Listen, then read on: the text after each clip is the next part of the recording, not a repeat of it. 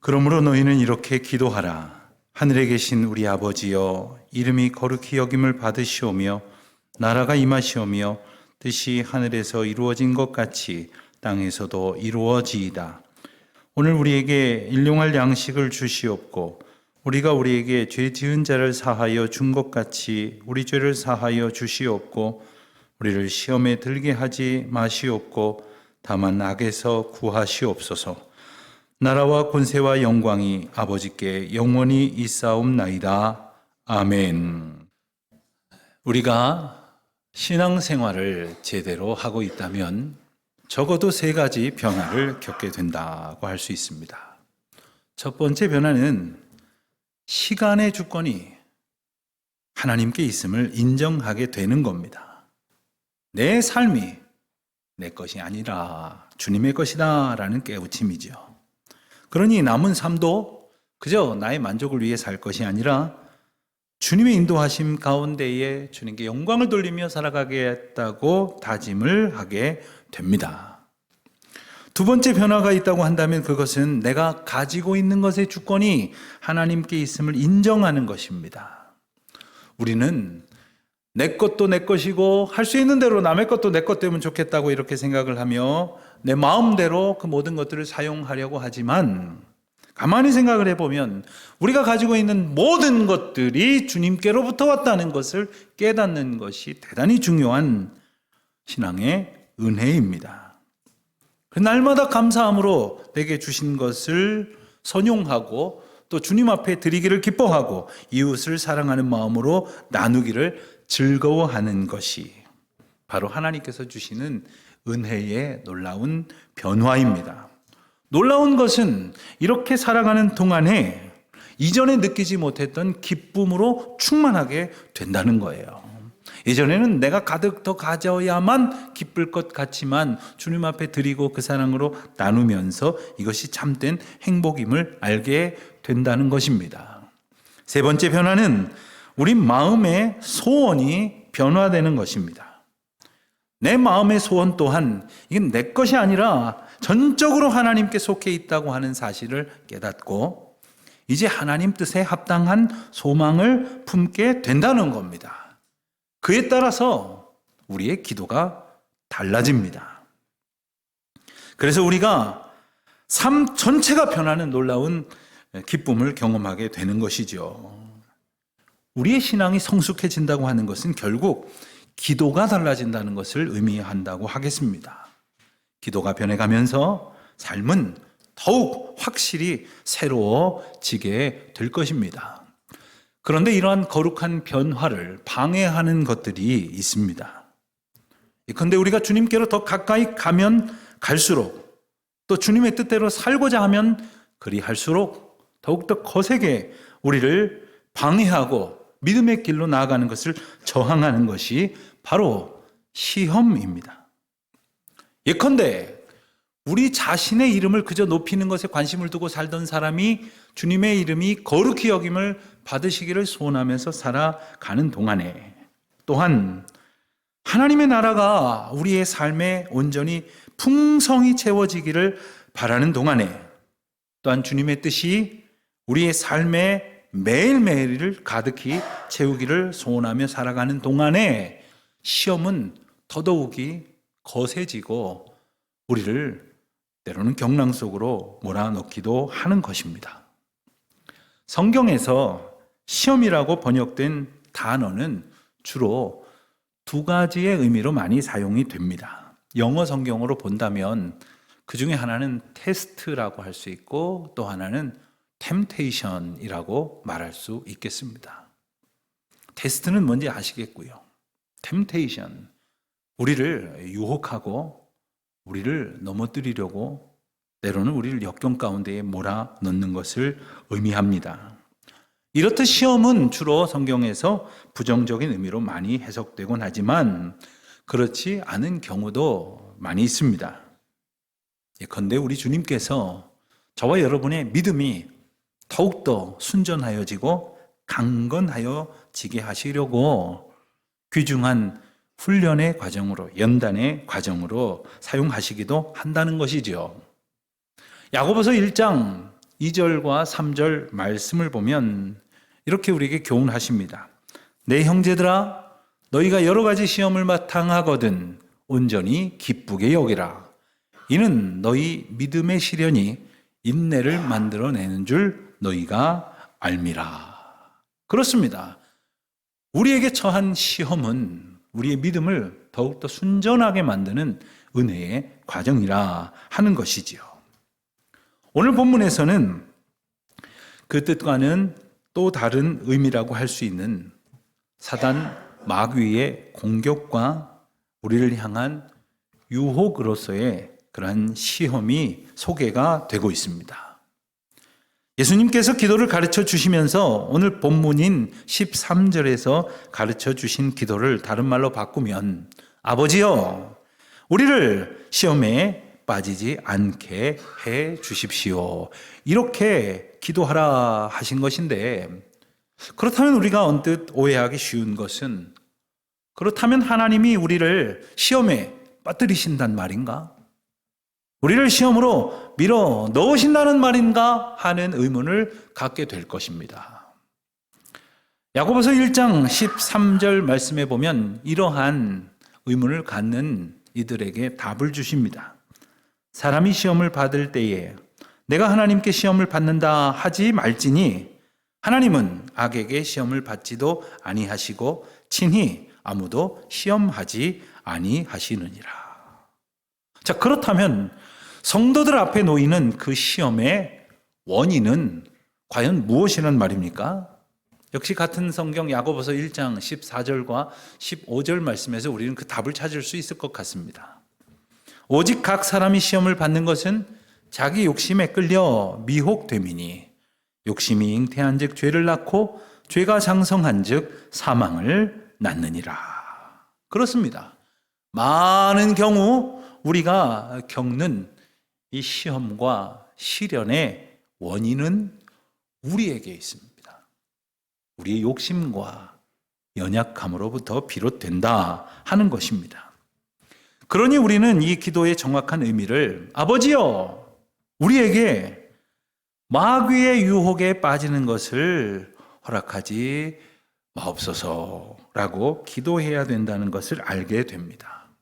하나님의 백성이 하나님의 인도하심을 따라 살기를 원하고 힘쓰고, 그리고 그 인도하심 속에서 주님이 주신 그 뜻을 이루어 가기를 애쓰지만 이것을 회방하는 그런 우리가 느낄 수 있는 인격적인 실체가 있으니 그것이 바로 사탄 마귀입니다.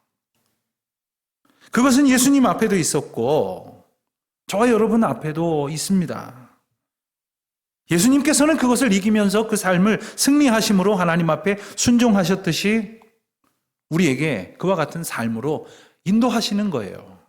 그래서 우리는 그저 시험을 두려워하거나 번번이 패배하면서 괴로워하게 두지 아니하시고 시험을 이기신 예수 그리스도를 따라 걸어갈 때 그 시험을 능히 이기고 물리치는 승리의 기쁨을 맛보게 하시는 것입니다. 바로 그것을 위해서 오늘 이 기도를 가르쳐 주신 것이지요. 그러므로 우리의 기도가 이 기도와 같이 변해가야 한다는 겁니다.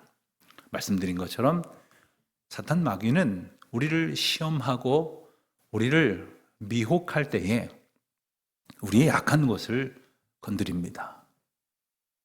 우리의 약함이 무엇이겠습니까? 주님 앞에서 우리를 온전히 비추어 보면 우리의 허물과 죄와 우리가 얼마나 어디가 취약한지를 알게 됩니다. 주님께서 우리의 모습을 그대로 보게 하십니다. 그때 우리의 연약함을 주님 앞에 겸손히 아뢰고, 그리고 주님께서 우리의 연약함을 친히 감당해 주시기를 기도하라고 말씀하셨어요. 그리고 성령의 도우심으로 주의 능력을 힘입고 주님의 도우심으로 무장해야 한다는 것입니다.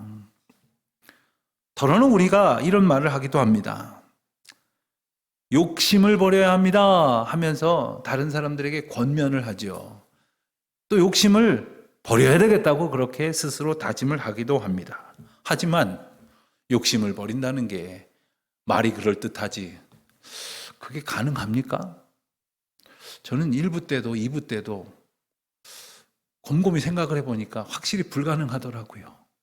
다시 말씀드리지만 그건 불가능한 것 같아요.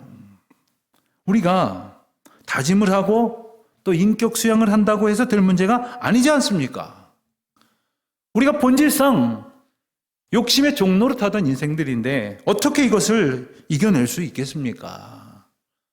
골로새서 말씀을 보면 탐심은 우상숭배라고 말씀을 하셨거든요.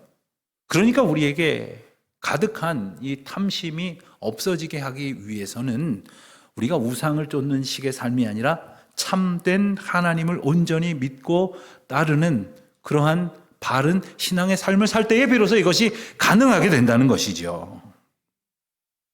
성령 하나님의 내주하심이 우리의 마음을 바꿔놓습니다. 하나님과 함께 하게 되어지는 순간 우리는 모든 것이 하나님의 은혜 가운데에 있음을 알게 하시거든요. 그래서 이전에는 깨닫지 못했던 감사와 만족과 그리고 충만한 하나님의 은혜로 내가 살아가고 있음을 깨닫게 되는 겁니다. 그제서야 욕심을 조금 물리칠 수가 있는 것이죠. 아버지여 우리를 시험에 빠지지 않게 하옵소서라고 기도하라고 하신 것은 우리 인생이 언제나 이런 시험에 노출될 수밖에 없다는 것을 일깨워 주시는 것입니다. 우리가 살아가는 이 삶의 실체를 분명히 알아야 한다는 것이죠. 우리 앞에 시험이 있다고 한다면 조심하지 않겠습니까? 그리고 주님 손 꼭 붙들지 않겠습니까?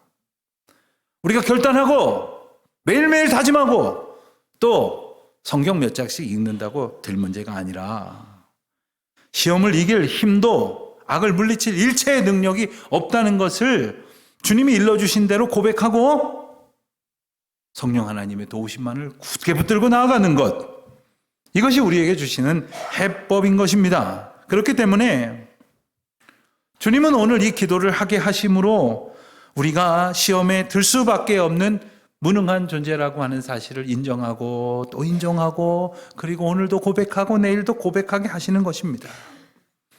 동시에 우리를 시험하고 유혹하여 하나님으로부터 멀어지게 하려는 세력이 있다는 것을 늘 깨닫게 하십니다.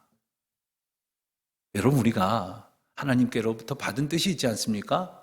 그리고 하나님의 뜻대로 살려고 애쓰는 이유가 있습니다. 그것을 다른 말로 하면 소명이고, 그래서 맡겨주신 일을 사명이라고 한다면 이 사탄 마귀는 이 하나님의 사명으로부터 우리가 온전하게 살지 못하도록 우리를 계속 넘어뜨립니다. 그 사명이 이루어지지 못하도록 애를 씁니다. 그런 영적인 싸움이 우리 곁에 있다고 하는 것, 우리를 늘 주님의 은혜로부터 멀리 떠나버리게 만들려고 한다는 것을 우리가 알아야 됩니다. 여러분, 예수님이 시험 받으신 것이 그 증거입니다. 예수님도 받으신 시험을 어떻게 우리가 무슨 수로 피해갈 수 있다는 말입니까? 어떻게 우리가 그것을 이겨낼 수 있다는 말입니까? 이것이 우리가 살아가게 될 영적인 현실이고, 그리고 그 싸움 앞에서 우리는 무기력하게 넘어질 수밖에 없는 것이 우리의 수준입니다. 우리가 겪는 시험에는 또 다른 몇 가지 차원의 시험도 있습니다. 예를 들면 우리가 때로는 이 시험 앞에서 넘어질 때가 있어요. 실패할 때가 있어요. 그래서 범죄하여서 그 죄의 결과 앞에 있는 나 자신을 보게 될 때 아직 다른 사람은 모를지 모르지만 나 자신은 깊은 좌절과 시리에 빠지게 될 것입니다. 또 그런가 하면 반대로 내가 이 시험을 이겼다고, 유혹을 넉넉히 극복했다고 생각이 들 때 어느새 내 안에는 나의 의와 교만으로 가득 차고 있다는 것을 우리가 깨닫기도 합니다. 이렇게든 저렇게든 어쨌든 우리를 하나님 앞에 온전히 살아가지 못하도록 넘어뜨리려고 하는 것이 아주 구체적으로 우리에게 다가오는 영적인 공격이라 하는 것이지요. 그 가운데서 우리가 분명히 기억해야 될 것은 이 세상은 지극히 악한 세력이 지배하고 있고 우리가 이 세상에 발을 딛고 살아가면서 하나님 나라를 바라보는 믿음의 백성으로 살아가고자 하면 할수록 이 세상에서의 시험과 유혹은 끊임없이 우리에게 닥쳐온다는 거예요. 숨 쉴 틈 없이 우리를 괴롭히게 된다는 것입니다. 여러분, 그냥 유혹이 닥쳐오면 유혹에 넘어가고 악이 덮쳐오면 그 악과 짝짓고 그렇게 뒤죽여서 살아가면 아무 문제가 없을 것 같지만 우리는 하나님의 백성으로 지음을 받았기에 그렇게 살아가면 살아갈수록 더 큰 괴로움으로 고통할 수밖에 없는 것입니다. 주님은 그렇게 휩쓸리게 두지 아니하시고 우리를 구원하시기로 작정하셨습니다. 그리고 구원의 은혜를 베푸시기 위하여 우리가 잘 아는 대로 독생자 예수 그리스도를 우리에게 보내주셨지 않습니까? 그 은혜가 우리 가운데 있음에도 불구하고 우리는 종종 그 유혹 앞에 주저앉고 소망 없이 영혼마저 죽어가는 그러한 절대절명의 위기를 맛보게도 되지만 주님은 그러한 인생들을 그대로 내버려두지 아니하셨습니다. 주님은 그 앞에 예수 그리스도의 보혈의 십자가를 내세우셨고 그리고 그 은혜로 우리를 용서하셨어요. 그리고 우리에게 더 이상 죄가 있지 않음을 선언하십니다.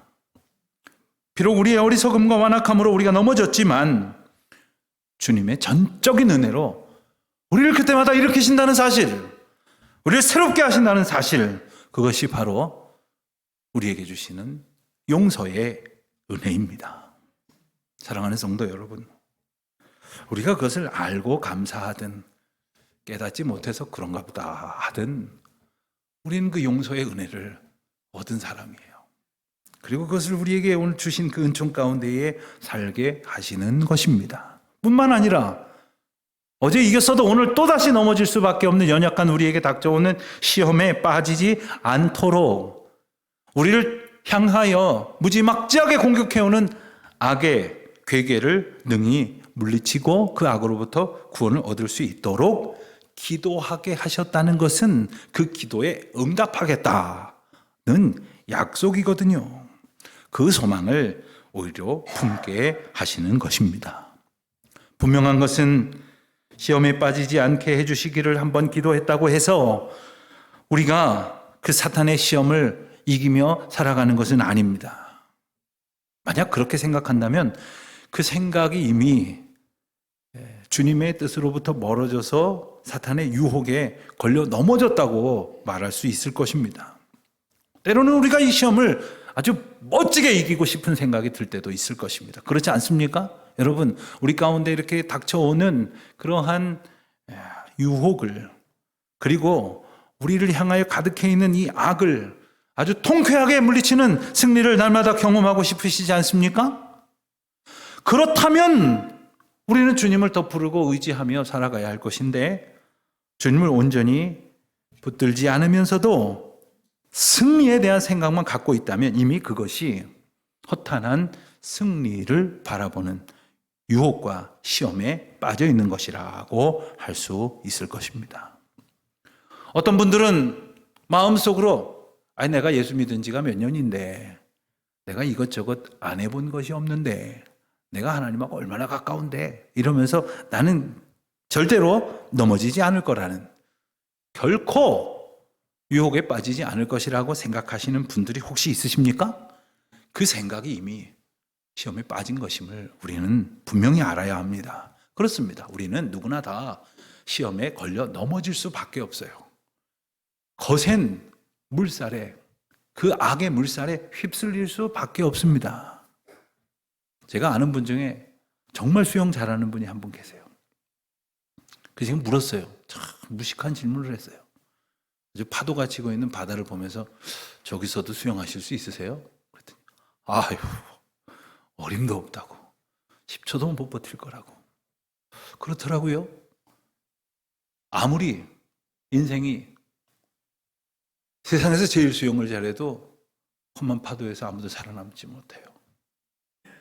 제 아무리 우리 가운데에 넉넉히 의지할 것이 있다고 할지라도 이 죄의 유혹으로부터 그리고 넘치는 범람하는 악의 홍수 가운데에 우리는 승리할 수 있는 길이 하나도 없습니다. 겸손히 하나님 앞에 이것을 인정하고 주의 긍휼과 도우심을 날마다 기도하실 때에 주님이 약속하신 구원의 은혜를 우리 가운데에 베푸실 줄로 믿습니다. 그렇기 때문에 악에서 우리를 구하시옵소서라고 하는 기도는 세상의 그 어떠한 간구보다도 가장 간절한 소원을 담은 기도라고 할 수 있는 것입니다. 이렇게 기도하라고 말씀하신 것은 오직 주님만이 우리를 모든 악에서 건지실 분이시라고 하는 사실을 선포하는 것이에요. 주님이 건지시지 못할 악은 없습니다. 그러니 그분만을 의지함으로 모든 악을 이기게 되실 줄 믿습니다. 로마서 12장 21절에서 사도 바울은 로마의 교인들에게 이렇게 용기를 주어 권면합니다. 악에게 지지 말고 선으로 악을 이기라. 여러분, 그 어떤 방법으로도 악에게 지지 않을 길이 없어요. 오직 선으로만 악을 이길 수 있는 겁니다. 그러나 우리가 선하지 않으니 어떡합니까? 인생의 선함이라는 것이 아무 보잘것없는 것이니 어떡합니까? 그렇기에 선한 목자로 우리 가운데 오신 오직 유일하신 참 선하신 예수 그리스도 그 한 분의 이름만으로 우리는 악을 이길 수 있게 하신다는 것이죠. 오늘 종려주일입니다. 예수님께서 십자가의 골고다 길을 마다하시지 아니하시고 걸어가신 것은 그 길이 하나님의 인도하심 가운데에 있었기 때문이죠. 세상에선 그것을 고통으로 보고 시련으로 보고 패배로 보았을지 모르지만 우리를 구원하시고 모든 이들을 죄의 유혹 가운데 건지시고 모든 악에서 구원하시는 하나님의 놀라운 사랑의 역사를 완성하시기 위하여 십자가를 향해 걸어가신 그분은 악을 이기시는 걸음을 걸으신 것입니다. 사랑하는 성도 여러분, 오늘 우리가 이 말씀을 붙들고 이제 우리의 기도가 바뀌어지는 가운데에 주님 앞에 간구할 때마다 예수 그리스도 그 보혈의 능력으로 시험을 이기게 하시고 악에서 건짐을 받는 놀라운 기쁨이 저 여러분의 삶에 충만하시기를 주의 이름으로 축원드립니다.